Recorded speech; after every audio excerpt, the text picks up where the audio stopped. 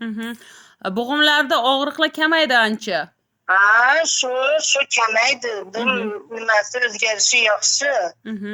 Shu faqat aytganingizdek shu tuzla tiqilib qolganmi, shuni bir doktorga aniq qilsam, Mhm. Xudo xohlasa hammasi yaxshi bo'ladi deyman inshaalloh. Aha, inshaalloh Xudo xohlasa.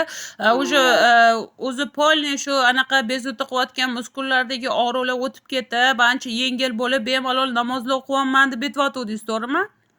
Ha, shu. Endi shu kecha nima qilib bilmay qoldim-da. Tushunarli. Bir faqat kecha shunaqa bo'lib qoldim. Bu mahsulotni kuniga bir mahal ichib turib, keyin yana pochkam anaqa yaxshilashib ketgandan keyin 2 mahalga o'tkazib olsam bo'ladimi? Bo'ladi, Sayyor opa, bemalol bo'ladi.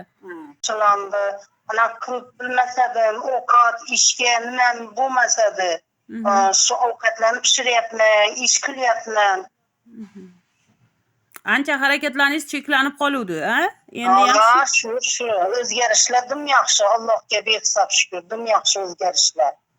Shunga endi Xudo xolasa inshaalloh ta'sir qilganimi yo yana bitta bir haftadan keyin juda ham yaxshi ta'sirini sezamanmi? Endi inshaalloh Xudo xolasa ta'siri borgan sari yaxshilanib ketaveradi, Sayyor opa. Asta-sekinlik bilan yana ham yaxshi ta'sirlarini ko'raverasiz, bilintirib boraveradi sekin-sekin. Iloyim aytganingiz kelsin. Xudo xolasa